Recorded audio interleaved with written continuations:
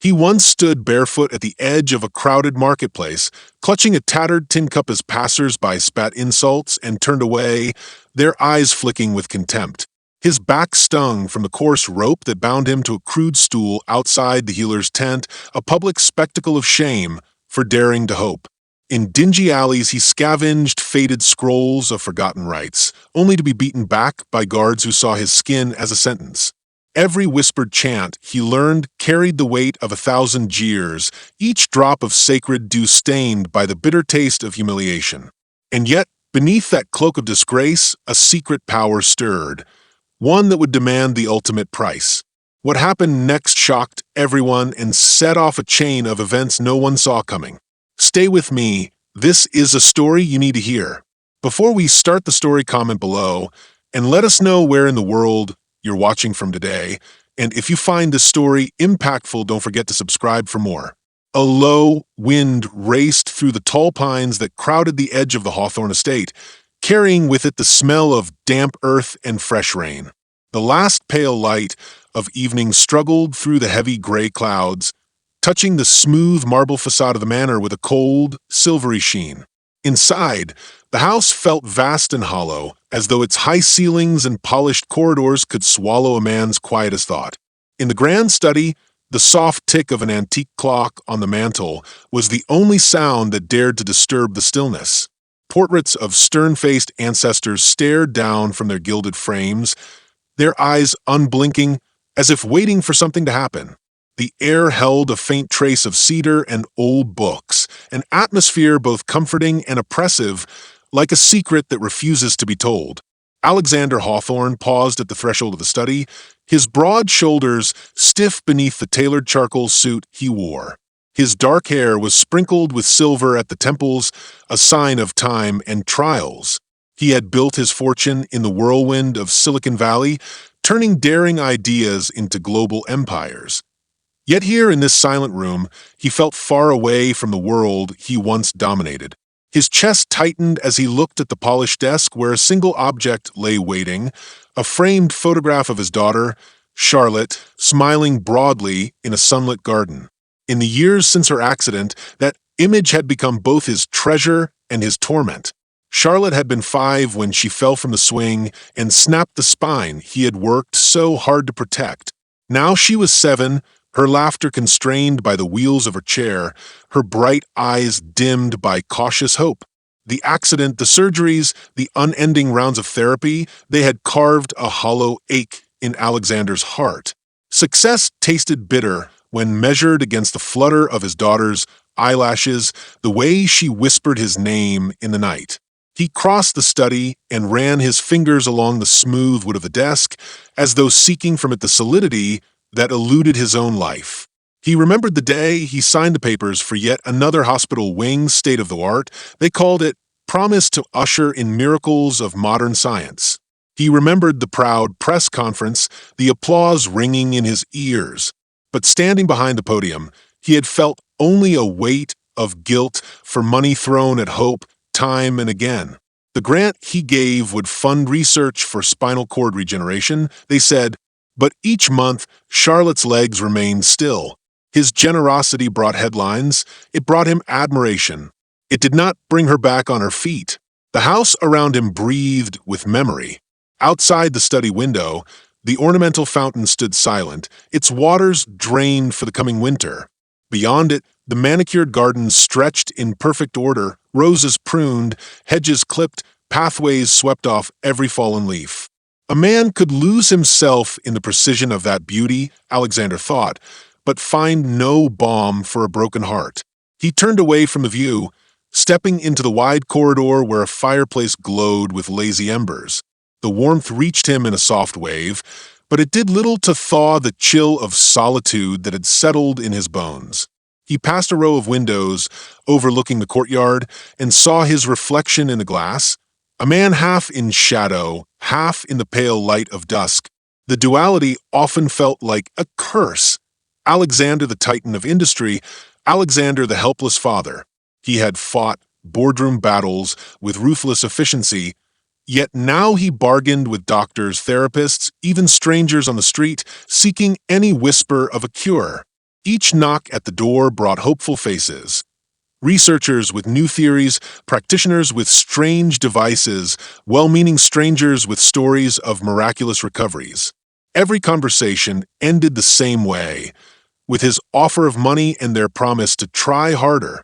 And yet, after all the specialists had gone home, Charlotte remained seated beside him, her small hands folded in her lap.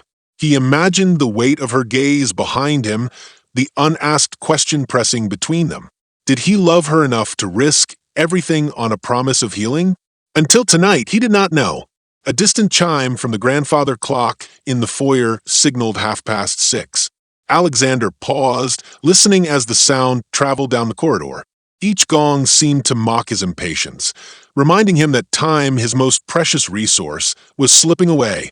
He drew in a slow breath and walked toward Charlotte's nursery, a room once painted in bright sunrise colors, but now more muted, as though touched by grief. Inside, he found her curled in her chair by the window, watching the sky darken. The quilt he had made lay draped over her legs, its patchwork of soft pastels a stark contrast to the cold blue of her brace. She turned at his approach, offering him a small, brave smile that always broke him inside. Her hair, honey blonde and fine, was pinned back with a ribbon, a detail he noticed now with the intensity of a man who feared losing even the smallest piece of her. "Daddy," she said, her voice a gentle melody, "will you tell me that story again?" He knelt beside her, placing a hand on the polished handle of her chair. His fingers trembled. "Which one, sweetheart?" he asked, forcing light into his tone. "The one about the little bird who learns to fly again," she whispered. He swallowed hard. That story was more than a bedtime tale. It was the legend of a sparrow born with a wing too weak to lift it off the ground, yet who, through courage and a friend's kindness, learned to soar. He had told it the night of her accident, meaning to illustrate how hope can triumph over despair. Now it felt like a plea. A long time ago, he began, voice steadying as he summoned the words, there was a bird who watched its friends take to the sky. Every morning it tried to lift off, but its wing would not cooperate.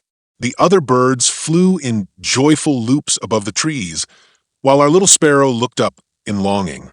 One day, a stranger, another bird, landed beside it and said, "I believe you can fly. I will help you." Charlotte's eyes lit with that hopeful spark he adored.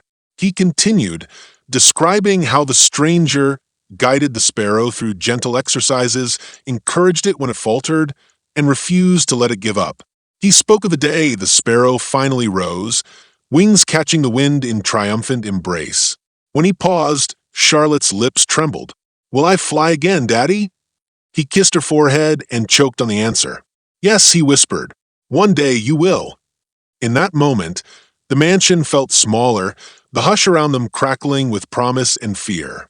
Alexander rose slowly, glancing at the photograph on the dresser, a snapshot of Charlotte in mid-laugh, her legs kicking free. He closed his eyes, letting the memory fill him. Somewhere beyond these walls, in the world of strangers and miracles, a chance might still exist. A single knock at the door sounded then, soft but urgent. Alexander's heart stumbled. No more visitors were expected. He exchanged a troubled look with Charlotte, whose brow crinkled in curious concern. He moved to open, each step weighted with caution. On the threshold stood a boy of about 12, dark-skinned and slender, dressed in faded clothes that told of hardship. In his hand he held a wrapped parcel, his eyes large and earnest, fixed on Alexander with an intensity that made the older man uneasy. A thin layer of dust clung to the boy's hair, and a faint odor of spices and street dust trailed him. He bowed his head respectfully. "Sir," he said, voice steady despite the tremor Alexander sensed beneath, "I can make your daughter walk again." Alexander froze. The boy's words hung between them, ethereal and impossible, as the last light of evening slipped away. A tremor of wind rattled the study windows as Alexander led the boy inside, closing the heavy door with a muted click that sounded far too small in the cavernous room.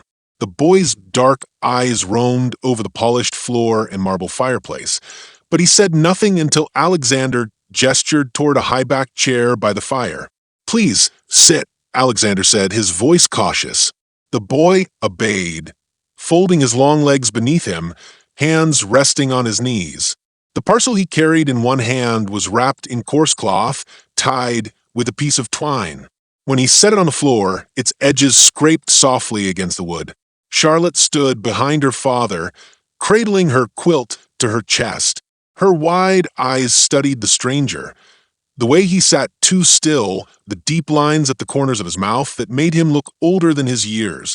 Alexander motioned for her to remain quiet, though she leaned forward on tiptoes, curiosity shining through her tired gaze.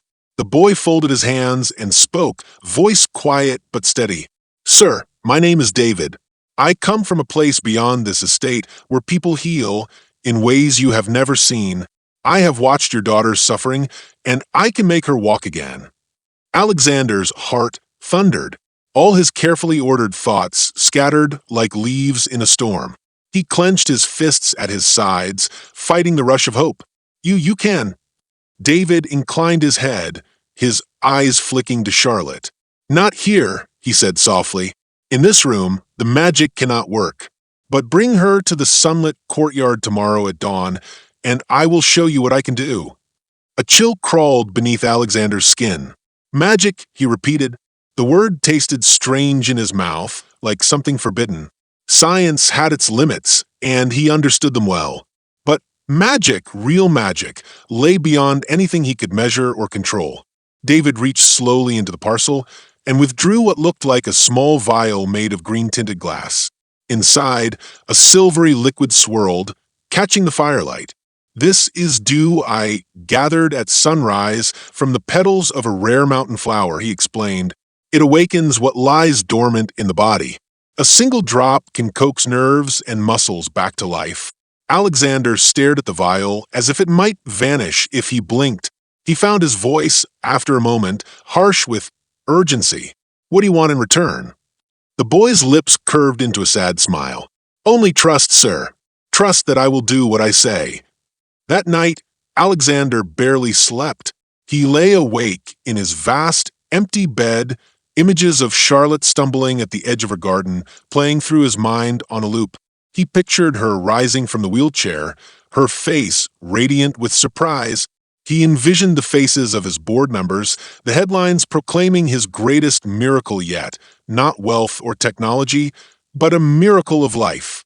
He realized with a jolt that the idea of triumph thrilled him nearly as much as the idea of Charlotte walking.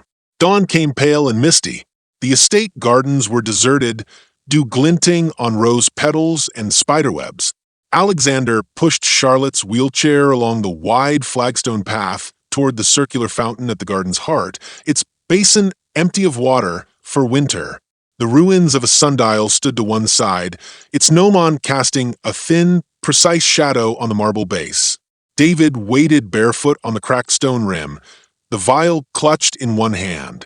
His faded trousers were rolled at the ankles, his shirt open at the collar. In the gray light, he looked like a spirit summoned by grief and desperation. Alexander stopped 10 feet away. "You said you would show me." The boy nodded and beckoned. "Place the vial on the sundial." Alexander hesitated, but did as he was told. The vial lay flat on the cold marble. David knelt beside it and carefully unscrewed the cork. He tilted the vial just so, and a single drop of the silver liquid fell onto the sundial's surface. It hissed softly, as if the marble itself remembered long-forgotten warmth. David rose and turned, eyes bright. "Now bring her forward."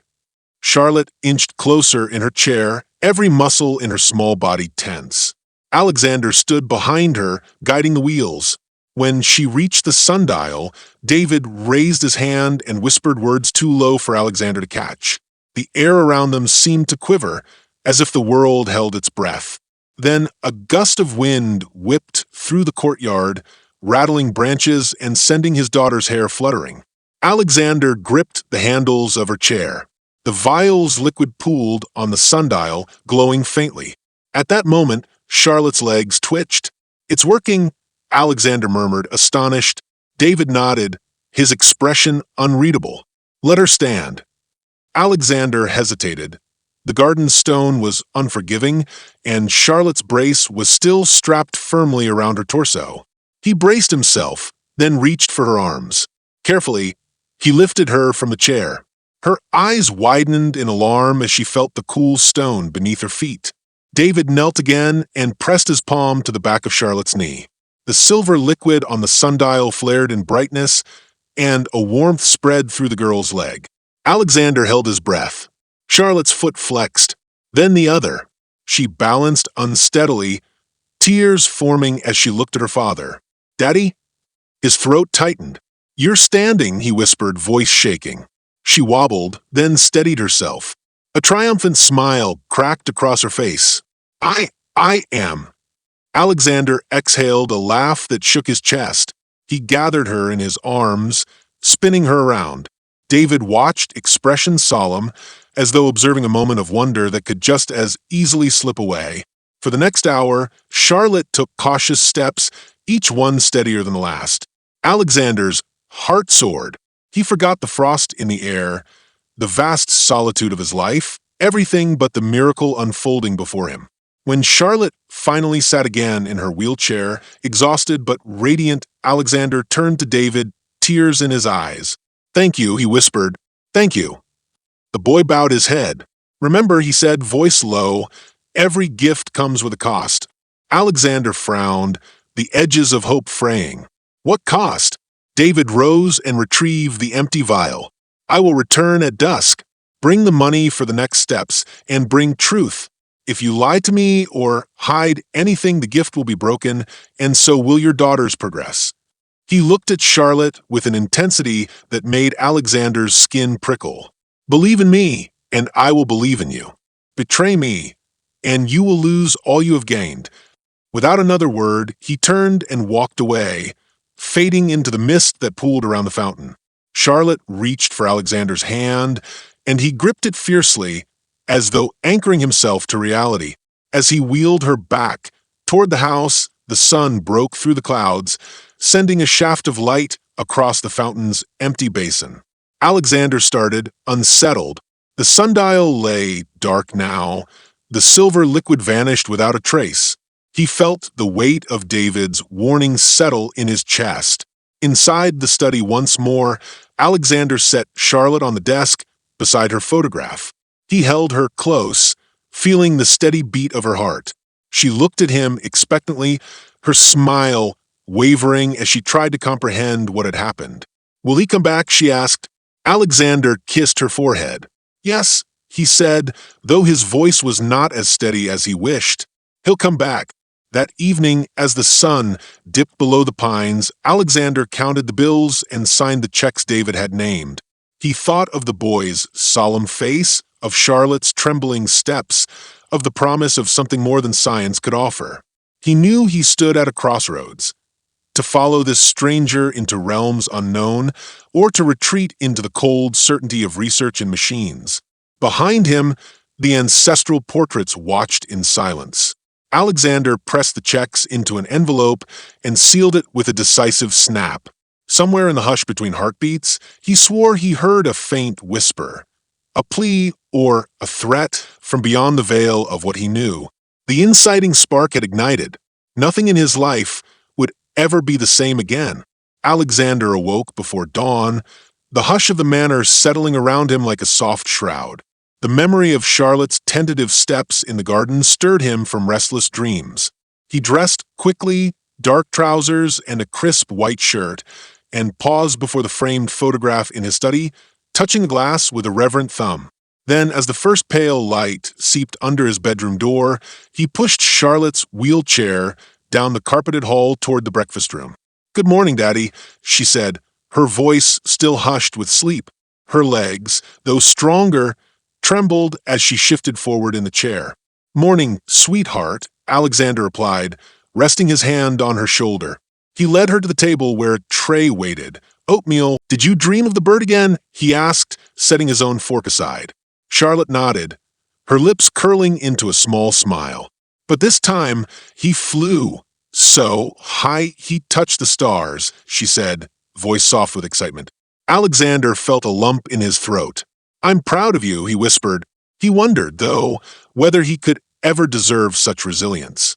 Every glance at her chair reminded him that the miracle David performed was fragile, dependent on a promise as much as on magic.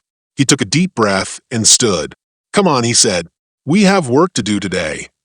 By mid-morning, Alexander's office hummed with the usual energy. Advisors, researchers, and public relations staff in crisp suits clustered around a long table. Today's agenda, however, was dominated by whispers of Charlotte's recovery. Michael Farrell, his COO and longtime friend, eyed him over the rim of his coffee cup. "You look like you've seen a ghost," Michael said. Word is circling that David's methods worked. Alexander forced a casual smile. "He's more than just a kid with a vial, apparently." Michael leaned forward. "Careful, Alex. If this gets out before we get it, the market's reaction could be volatile. You know how jealous our competitors are." "I know," Alexander replied. "But if it's real, if Charlotte truly can walk again, we'll redefine medicine. I won't let red tape kill hope." A ripple of agreement ran around the table. Yet Alexander sensed undercurrents of doubt. He caught Dr. Laura Chen's eye, his lead researcher on the spinal project, and saw concern there. She had dedicated years to her work. This unorthodox remedy must have felt like a betrayal. After the meeting, Alexander lingered to speak with Laura privately. She closed the door behind her with a decisive click. "I'm happy for Charlotte," Laura said quietly. "Truly. But this, David's claim, bypasses every safety protocol we've established. I need more data. Blood tests, scans, anything." Alexander touched her arm. "I understand. I'll arrange for whatever you need. But please be gentle. He's only a boy." Laura nodded. "I will, but I can't ignore science." He left her office with a heavier heart. He admired Laura's integrity, yet he feared her investigations might expose truths he was not ready to face. That afternoon, he found David in Charlotte's playroom, a bright space with stuffed animals and storybooks. Charlotte sat on the floor, flipping through pages of a fairy tale. David, perched on a cushion opposite her, pointed at a picture and told her the names of flowers and birds. "Magnolia," he said, "and that's a blue jay." Charlotte repeated each word carefully, her legs stretched out before her. Alexander watched from the doorway, marveling at David's gentle confidence. Something about the boy's calm energy contrasted sharply with the cold precision of science. David looked up as Alexander entered. "Sir," he said, standing, "I brought Charlotte a gift." He placed a small wooden box on the low shelf. Alexander approached to see a collection of hand-painted stones, each etched with a word: hope, courage, trust. Charlotte beamed. "Thank you, David." David knelt beside her. "Every time you feel afraid, hold one. Remember what it stands for." Alexander cleared his throat. "David, I need to ask about tonight. You said you'd return at dusk for the next steps?" His voice betrayed his anxiety. David nodded. "Yes, bring the balance of the funds." And he paused, eyes meeting Alexander's. "Come alone." Alexander's pulse quickened. "Alone." "Trust," David repeated softly. "I will tell you more when we're uninterrupted." Alexander swallowed and nodded. "Very well." Late afternoon, as the sky softened to rose, Alexander sat in the study writing check after check, the pen's scratch echoing in the silence. He paused over one signature, his mind drifting back to Dr. Chen's warning. Abruptly, he tore the paper away and picked up the phone. "Laura, get a radiologist on standby. I need an MRI of Charlotte's spine as soon as she's done today with David." "Are you sure?" Her voice crackled. "You don't want to spook him." "I have to," Alexander said. "Call me when you're ready." He hung up and stared at the empty fireplace.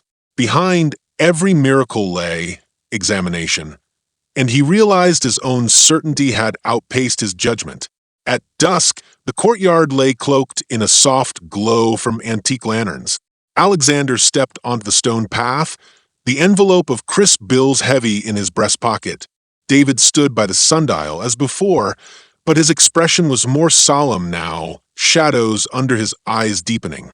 "You came alone," David said, voice respectful but cool. Alexander nodded. producing the envelope. "Here is the payment." David took it, rifled briefly through the notes, then tied it to his belt. He beckoned Alexander to follow him to the edge of the gardens where a small orchard stood under the gathering darkness. "Tonight, I will show you the source of my power," David said. He knelt beneath an old apple tree and began to chant in a low, melodic tone. The breeze stirred the branches, and Alexander felt the hairs on his arms rise. Suddenly, a ripple of light coursed up the trunk, spreading like a pulse through the roots and into the earth. The lanterns flickered. Alexander's breath caught. "David, what are you doing?" he whispered, heart pounding. David's head was bowed, hands pressed against the bark. "The tree is old, but it remembers life even after being cut. See how it responds." A shard of moonlight broke through the clouds, illuminating David's face. Alexander saw not a boy, but someone older, ancient perhaps, and realized the chant was not just words, but a binding of nature's memory. He stepped forward. "This isn't about Charlotte." David rose, expression unreadable. "Everything is about Charlotte. Yet you must understand, miracles demand sacrifices. This tree gave me strength so I could help her." Alexander's breath caught. "You're hurting it?" David's eyes glinted. "It will heal. All life heals." Alexander stared at him, conflict warring in his chest. He thought of Laura's MRI order, the ethical lines he'd crossed, the boy's veiled warnings. Then Charlotte's laughter drifted from the window behind him. He turned to see her standing just inside the courtyard, holding a painted stone in each hand. She watched him anxiously. David crossed to her, offering his hand. "Come," he said. Alexander moved to join them, torn between rational fear and desperate hope. He reached out to guide Charlotte, but David intercepted, his slender arm brushing Alexander's. A crack of thunder rolled overhead, and in that instant Alexander saw the truth. David's power thrived on secrets and silence, on the unspoken bargains of trust and obedience. He realized the real twist wasn't Charlotte's walking, it was the boy's hold on his son's life and on his conscience. David's hand tightened around Charlotte's, and she turned to Alexander, confusion in her bright eyes. "Daddy," she asked. Alexander took a breath, the conflict churning inside him. He forced a steady voice. "Come home, sweetheart." David's expression flickered, pride, disappointment, maybe even anger. Then he released Charlotte. She ran to her father, and he lifted her into his arms. "Thank you, David," Alexander said, voice calm but firm. "But I think that's enough for tonight." David nodded slowly, eyes never leaving Alexander's. "As you wish. But remember, you asked for the truth."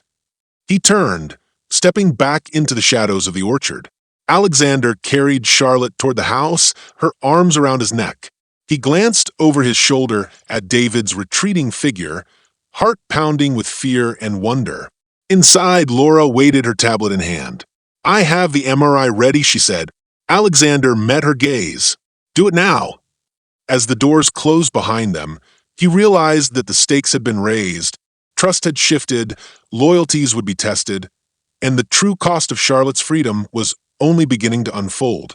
That night, Alexander lay awake in his bedchamber, Charlotte sleeping peacefully in the adjoining room. A restless wind rattled the window panes, and his mind raced with images of David's ritual under the apple tree, the tremor of light, the hush of the garden, Charlotte's limbs stirring to life. Doubt and dread entwined in his chest. Had he been a willing pawn in someone else's game? Sleep finally claimed him in the small hours. But his rest was fractured by dreams of Michael's face, stern and inscrutable. In the morning, Alexander rose before dawn again, troubled. He dressed in the gray light and slipped into the study where the first embers of day glimmered through tall windows. Michael's office lay down the hall. It would be empty now. He crossed the polished floor and paused outside the closed door, steeling himself. His mouth went dry. Betrayal tasted sharper than any wound. He rifled through the folder for answers. There, he found lab reports, fraudulent but convincing, claiming Charlotte's improvements were scientifically validated. The reports bore Laura Chen's signature. He blinked. Had she been part of it too? He stared at the signature, unwilling to believe Laura could lie. She had seemed troubled by his insistence on magic, yet earnest in her concern. But now her name was penciled on fabrications. He closed his eyes and drew a slow breath. Someone had played them all. Alexander left the office in a daze, clutching the folder. He found Laura in the lab, reviewing scans. The room smelled of antiseptic and humming machines. She looked up at his entrance, eyebrows raised. "You wanted the MRI?" she asked. He held out the folder. "Explain this." Her eyes widened as she recognized her own scrawl. She rose and took the papers, scanning them. "This isn't my handwriting," she said at last, voice tight. "I've never seen these documents." He watched her closely. "Then who forged them? And why?" Laura shook her head, anger and hurt mixing on her face. "Gods, Alex, he's manipulated us both. I'm so sorry." Guilt flamed in Alexander's chest. He had doubted her honesty, and in return she had trusted him. "Laura, I'm sorry," he said, his voice low. "I believed you were part of this." She met his eyes. "We need to find Michael." They cornered Michael in the boardroom, midday sun filtering through floor-to-ceiling windows. He rose as they entered, calm and collected. "Alexander, Laura," he said, voice smooth. "To what do I owe this visit?" Alexander held up the folder. "This," he said. "You forged Laura's signature, funneled our funds, orchestrated David's appearance." "Why, Michael?" Michael's expression remained placid, but his fingers tightened around a pen. "I don't know what you're talking about." "Don't play games," Laura snapped. "These are your ledgers." He sighed and sat, palms up. "Look, I admit, I arranged the introduction. I believed in David's gift, but forged signatures? That's not my style." Alexander's eyes narrowed. "So you admit?" Michael leaned back. "I admit I needed to prove our tech wasn't the end-all. I saw an opportunity to leapfrog regulators, to capture public imagination first, not be boxed in by patents and trials. David's arrival was my catalyst." His gaze drifted to Laura. "I needed you to think you discovered it, made you invest your heart. And Alex, well, you'd fund anything to get your daughter walking again." Laura glanced at Alexander, pain in her eyes. "You used us." Michael's jaw tightened. "I used your dedication for corporate gain. Isn't that what business is? You wanted hope for Charlotte. I wanted dominance for Hawthorne Industries." Alexander's heart pounded. He thought of Charlotte's smile that morning, of her uncertain steps. Each memory now felt tinged with betrayal. Had all of it been orchestrated for stock surge? "So, what now?" he asked, voice hollow. Michael shrugged. "We keep going. We secure the miracle, announce it to the world, and reap the rewards. Charlotte gets to walk. Hawthorne soars. Everybody wins." "Not like this," Alexander said, voice rising. "You gambled with my daughter's future for profit." Michael's eyes hardened. "Life is a gamble."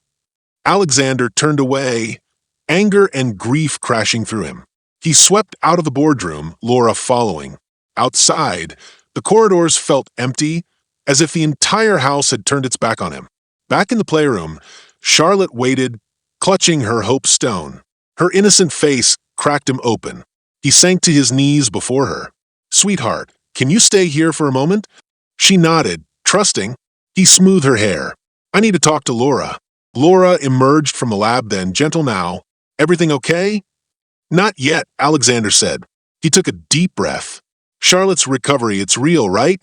The boy's power, it worked for her." Laura knelt beside them.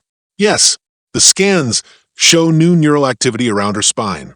It's unlike anything we've seen, but it's genuine." He exhaled, relief and dread mingling. "So, the science is real, even if Michael's manipulation was wrong." Laura nodded. "We can refine it, understand the mechanism, do it properly." He looked at Charlotte, whose gaze flitted between them.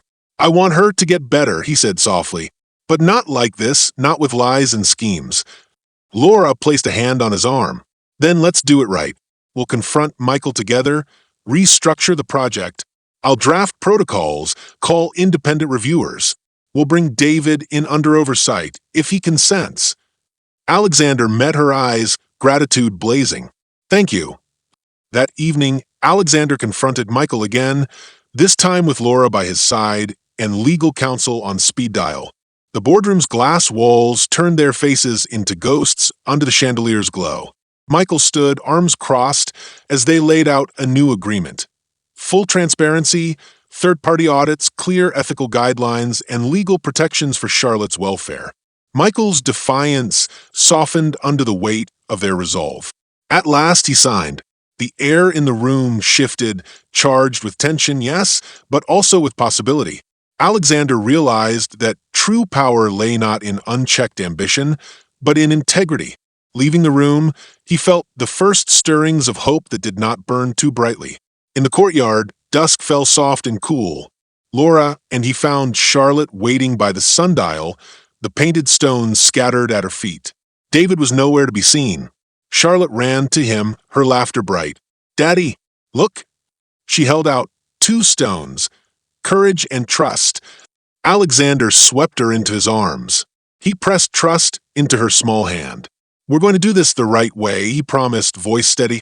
As they made their way back to the house, he glanced at the sundial's empty face. Gone was the silver glow, replaced by memory and resolve. The journey ahead would be fraught with challenges and choices, but now he knew whose hand he must hold and whose hand he must let go. The first twist had turned their world upside down, but in its sharp reversal lay the chance for redemption and truth. And Alexander Hawthorne, once haunted by guilt and ambition, found himself guided by something purer, a father's love, tempered by wisdom earned through betrayal. Night in the Hawthorne estate felt heavier than ever before. Outside, a sudden storm had rolled in, sheets of rain rattling against the tall windows and wind whistling through the pines. Inside, Alexander paced the length of his study, heart hammering with uncertainty. He had drawn a firm line with Michael and ensured David's work would be properly overseen. But new problems were rising like ghosts from the shadows. First came the letters. Anonymous notes slipped under the front door, each one typed in neat, untraceable font. "Miracles aren't free. Neither is the truth. By dawn, you will choose your fortune or your daughter's life. We are watching." Alexander gathered them in trembling hands. He showed them to Laura, who frowned as she read the final message. "I've never seen handwriting like this," she said, "but someone wants to scare us off, or force our hand." He folded the notes and dropped them into his desk drawer. "I won't relent. Not now." Even as he spoke, the weight of his promises pressed down. Charlotte's latest therapy session had confirmed that her new neural connections were still fragile. One misstep, emotional stress, a missed dose, a broken promise, could undo weeks of progress. Every time she smiled at him, he felt a surge of joy and terror. The next morning, Alexander accompanied Charlotte to the estate's private therapy wing. The corridors smelled of antiseptic and polished wood. In the session room, Dr. Patel, a kindly pediatric specialist, guided Charlotte through balance exercises. As Charlotte took cautious steps along the parallel bars, Alexander watched with a mixture of pride and fear. A flicker of doubt crossed his mind. Would this breakthrough really last, or was it built on David's whispered promises and the hidden threats behind them? "Keep your focus on the bar, Charlotte," Dr. Patel encouraged. "You're doing beautifully." Charlotte's legs trembled, but she pressed on, her face set with determination. Alexander felt tears prick his eyes. This was the moment he had chased for years. Yet every step she took felt haunted by the storm of secrets swirling around them. That afternoon, market rumors began to swirl. A tech blog known for insider scoops published an article claiming Hawthorne Industries was about to announce a miraculous cure, but hinted at questionable alliances. Within hours, the story went viral. Share prices tumbled. Reporters began camped outside the estate gates. Helicopters hovered in the distance. Eleanor tapped her laptop. "I'll have it out within the hour." As they dispersed, Alexander felt his control slipping. The storm outside intensified, branches scraping against the windows like desperate hands. He hurried back to the study, where the storm's echoes mingled with his racing thoughts. How to balance truth with safety, transparency with protection? That evening, as thunder rumbled overhead, Alexander climbed the grand staircase to Charlotte's nursery. He paused at the doorway, watching her asleep beneath a soft lamplight. On her nightstand lay the painted stones. Hope, courage, trust. He picked up trust, wondering if he still deserved it. A soft knock startled him. He opened the door to find Michael standing on the threshold, rain dripping from his dark hair. "Michael?" Alexander asked, surprise and wariness in his voice. "What are you doing here?" Michael stepped inside, removing his soaked coat. "I came to warn you," he said, voice low. Eleanor's release went out, without mention of FDA involvement or peer review. The backlash is brutal. Alexander's stomach clenched. She said she'd wait for approval. Michael shook his head. She panicked. Investors are pulling out. The board is in uproar. Alexander closed his eyes and exhaled. "Then we'll clarify tomorrow. We'll issue an update." Michael's eyes, usually composed, were troubled. "Alex, be careful. This truth you're chasing may cost more than you realize." Alexander met his friend's gaze. "Charlotte's life is worth any cost." Michael nodded slowly, then turned to leave. At the door, he paused. "Just remember who you are. Don't lose yourself." As the door closed, Alexander pressed his forehead against the cool wood, the echoes of Michael's warning ringing in his mind. Outside, the rain pounded the roof, as if urging him to decide which path to follow. The next morning brought no calm. A delegation from the Food and Drug Administration arrived, unannounced, led by a stern-faced investigator named Dr. Simmons. She demanded access to all data, all subjects, and specifically requested to interview David. Alexander felt his throat tighten. "David's a child," he protested. "We need parental consent." Dr. Simmons regarded him coolly. "Sir, your daughter is the first human subject we know who's responded. We have to ensure her safety. And yours." Laura appeared at his side. "We'll provide everything," she said firmly. "But David's guardianship is complicated. He lives in a remote village." Dr. Simmons raised an eyebrow.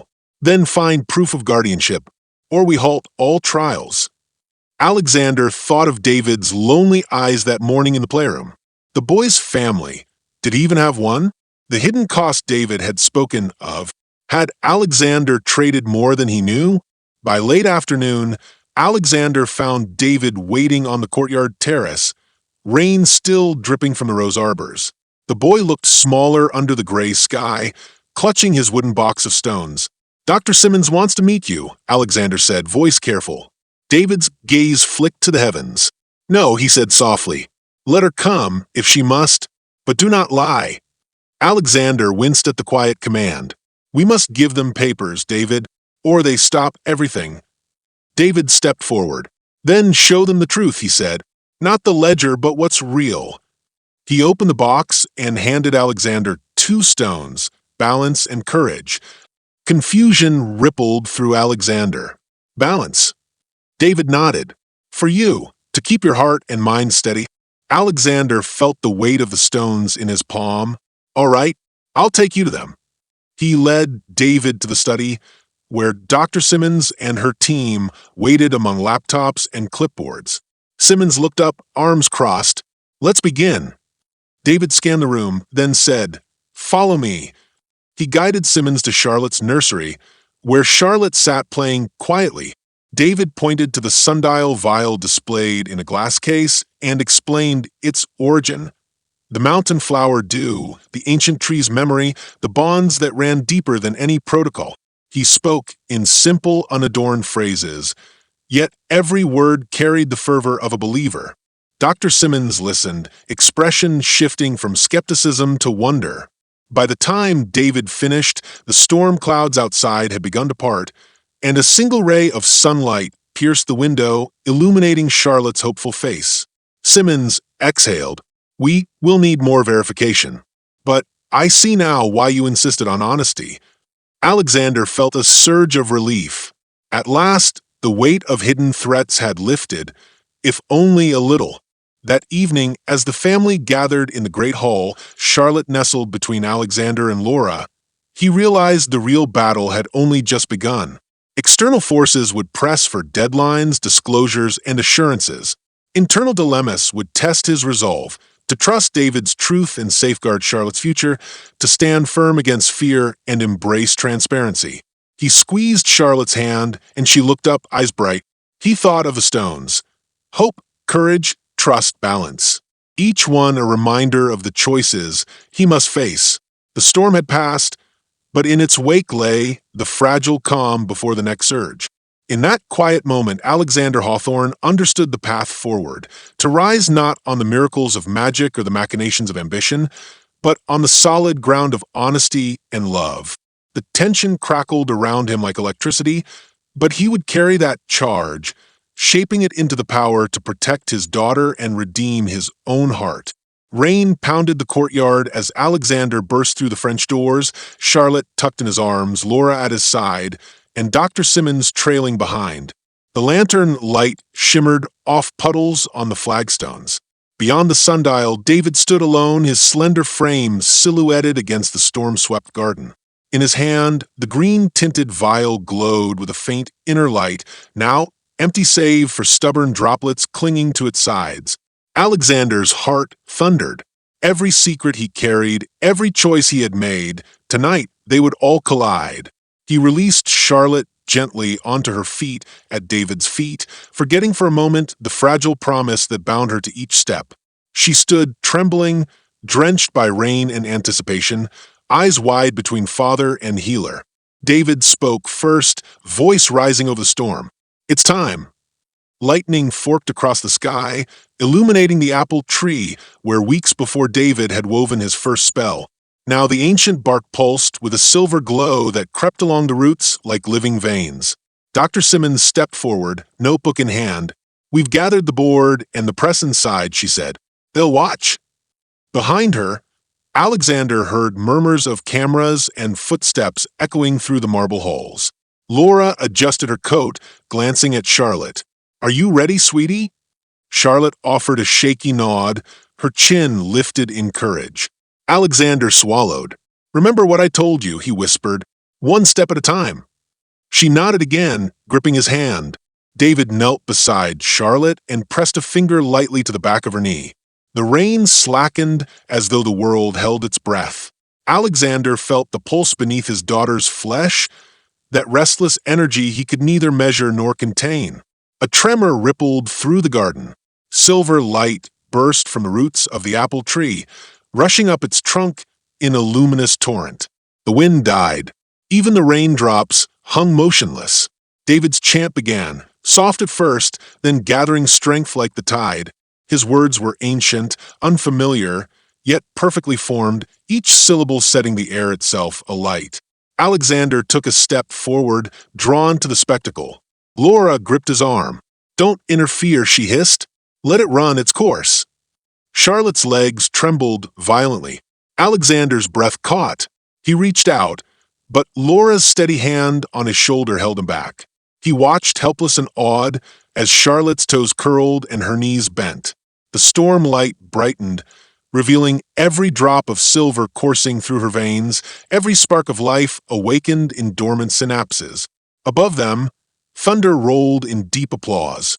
The garden was transformed, puddles glowed, petals shimmered, and the cracked sundial appeared whole again, its marble surface restored as if by magic. Alexander felt tears sting his eyes. At the climax of the chant, David placed both hands on Charlotte's shoulders. She inhaled sharply, straightened her back, and closed her eyes. The silver light converged into a single beam that shone downward, enveloping her. Alexander stepped forward, ignoring the leveled gazes of the FDA team and the press buzzing inside. Charlotte opened her eyes and took a step, then another, then a third. Each was firmer, surer, as if the magic had rewoven her bones in real time. Alexander fought the urge to rush forward. He had learned the cost of impatience. A voice cried out from the doorway, one of the board members, then another. The press surged forward, cameras flashing. Dr. Simmons regained her composure. This is unprecedented. She turned to Alexander. I want every sample, every image, every witness statement. Alexander moved to Charlotte, lifting her into his arms. She rested her head on his shoulder, tears of relief and wonder mixing with the rain. He kissed her hair. You did it, my brave girl. Sides of the courtyard emptied as board members and regulators clustered around David, demanding explanations, shaking his hand, photographing his every move. Laura slipped beside Alexander. He was right, she whispered. We must be honest about everything. He nodded. No more secrets. Charlotte looked up at them in confusion. Daddy, why are they looking at me like that? Alexander smiled softly. Because you're a miracle. Night deepened as the crowd dispersed, drawn back to the manor's interior for interviews and witness statements. Alexander stayed behind with Laura and Charlotte. The silver blossoms had disappeared, leaving only wet petals at their feet. The apple tree stood, ordinary once more, its magic spent, at least for now. David approached, cloak dripping with rain and earth. He bent to Charlotte. Your steps were true. He turned to Alexander. Will you keep your promise? Alexander's gaze was steady. I promise to honor the truth, to protect my daughter, and to share this gift responsibly. David's lips curved in a sad, satisfied smile. He pressed the empty vial into Alexander's hand. Then we are bound. He stepped back into the shadows, disappearing between the trunks of the pines.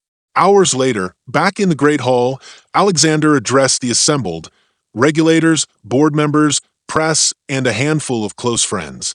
He spoke without notes, his voice strong. He recounted every betrayal, every mistake, every risk he had taken as both father and CEO. He named Michael's ambition, acknowledged Laura's doubts, and honored Dr. Simmons's diligence. He introduced David only as a boy whose truth transcends protocols.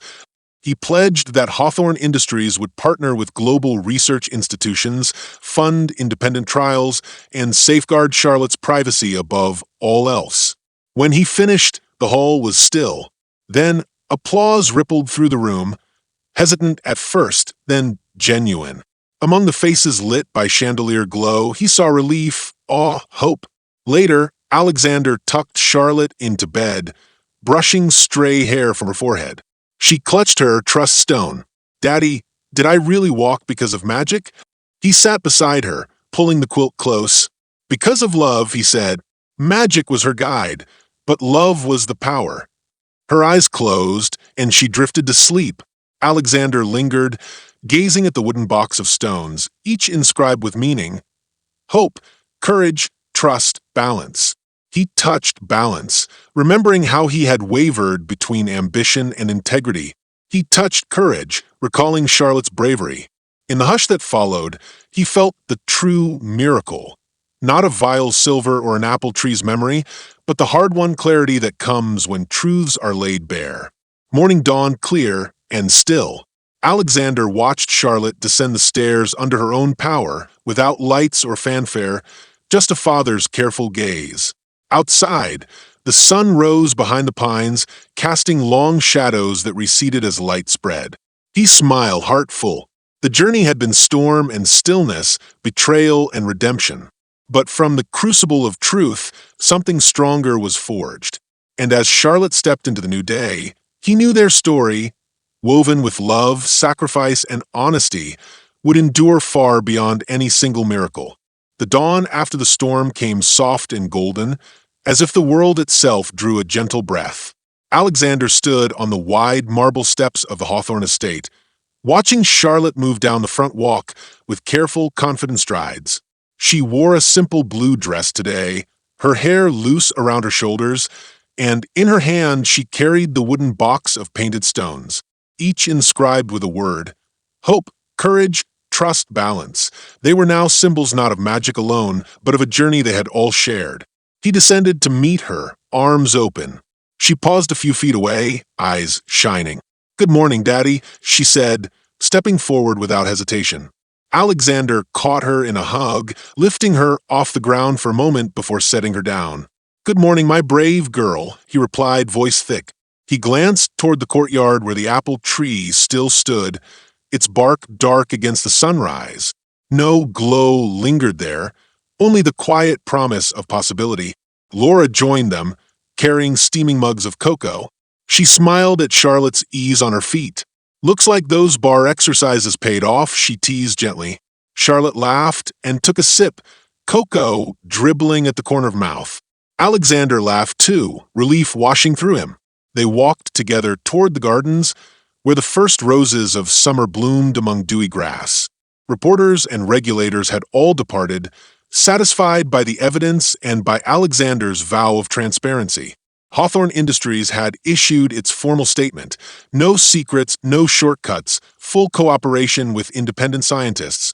The market stabilized, and early investors, impressed by his honesty, returned. It was a far cry from the boardroom tension of days past. Yet Alexander knew that merely reopening labs and publishing data could not soothe every ache.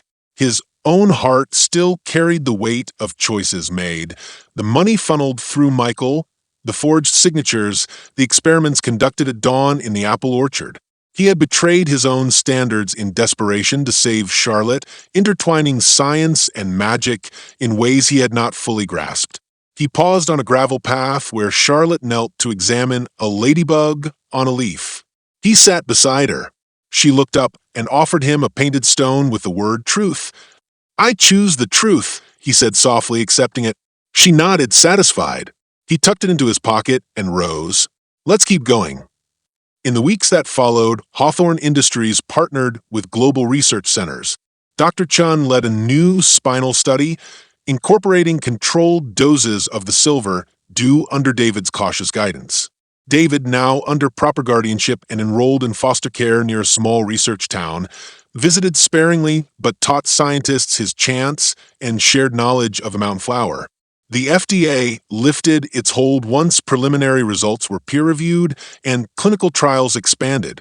Back at the estate, Charlotte practiced walking every morning on the flagstones with Alexander and Dr. Patel at her side. Each step was firmer than the last. One day, she surprised them all by dancing a small twirl, arms outstretched as if embracing the breeze. Alexander's heart soared at the sight. Her laughter rang brighter than any corporate triumph. One late afternoon, as the sun dipped low, Alexander found David beneath the apple tree. The boy's eyes were wistful as he traced a finger over the carved letters. "Balance." "You taught me so much," Alexander said, kneeling beside him. "About hope, about honesty." David nodded. "And I learned from you that miracles must serve people, not profit." He rose, shoulders bared against the breeze. "This place will grow stronger now." Alexander reached out, placing a hand on David's arm. "Will you stay?